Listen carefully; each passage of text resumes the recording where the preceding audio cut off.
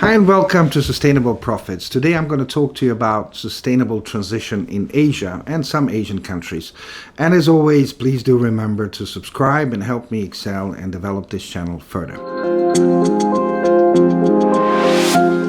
Now, when we talk about Asia, many people, of course, focusing on China, and China is the big dragon on the Asian market in terms of the energy transition and also sustainability transition in general, giving its size, the power of the economy, and also the sort of a determination from the government in China to transform its economic model to become more sustainable, is in many ways viewed as something in the West as a sort of a state-planned economy, communist capitalism economy and so on. But at the same time, we have to understand, and I had experiences from this just recently in relation to China, that this is something the Chinese government is actually doing not only because it truly believes this is the right way of doing it, but they're actually looking at it from very much economic point of view. China and Asian countries are, as we know, very much dependent on imports of fossil fuels around the world, especially from Middle East. And this has been a very sort of a weak Achilles point in their economies. Japan, for instance, is importing 90% of all the fossil energy from Middle Eastern countries. And it's also giving the fact where we are in the world today,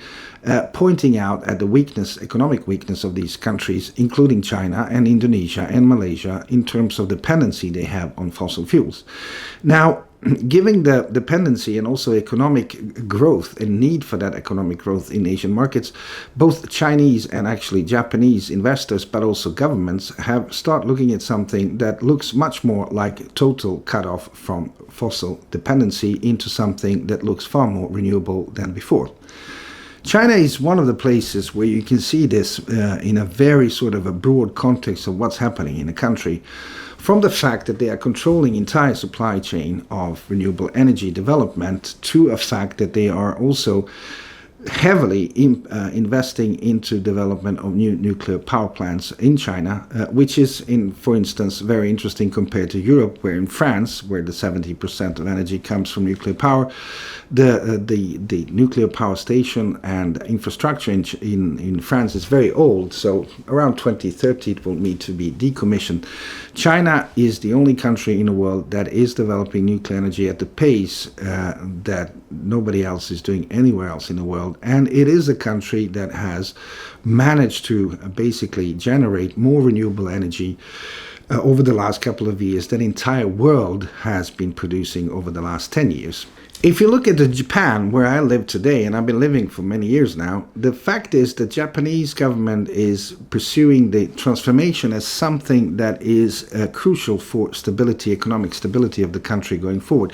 Going back to the fossil fuel energy dependency, now Japanese government has identified two streams of development for the country going forward, one being geothermal energy and the other one being nuclear.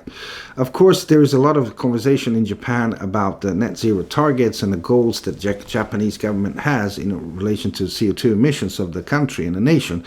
But on the floor, on the investment floors where I work and among the people that I know in Japan, the discussion is still very sensitive on nuclear energy, giving Fukushima experiences. But I think that what we will see going forward is revival of the nuclear energy in Japan, because if you look at the numbers, and this is what we do on a daily basis, Japanese economy will have big difficulties to reach its net zero targets without nuclear energy.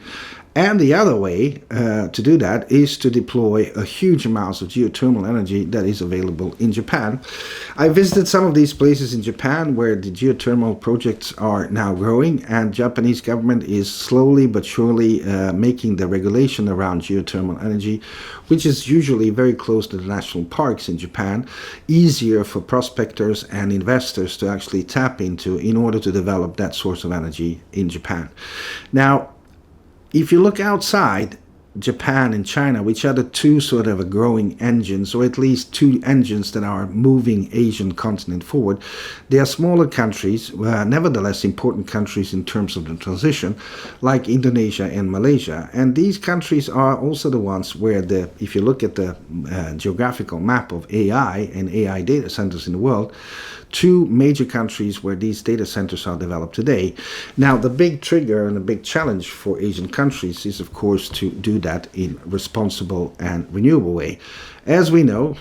and that's quite obvious, Indonesia and Malaysia are still lacking a lot of renewable energy resources, although governments in these countries, as well as investors, and we have some projects in Indonesia in particular, are investing in renewable energy resources in order to improve their capacity to support data center development from a perspective of sustainability.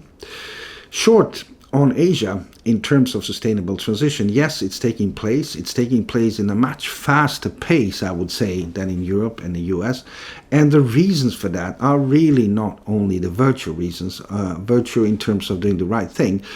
In many of these countries, including Japan, where I live, the transformation to more sustainable economy is also related to costs, and the costs with increased prices on food, inflation, and also increased dependency on fossil fuels and volatility in this pricing going forward is actually pushing countries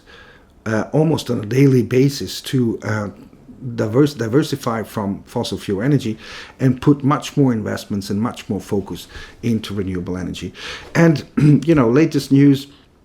out of Japan, where I am now, is that the companies are looking very much into diversifying that dependency and also creating huge areas for battery storage and also battery development. One of the biggest projects in Japan, the one that I visited at Hokkaido, is the building of the biggest battery plant in Asia,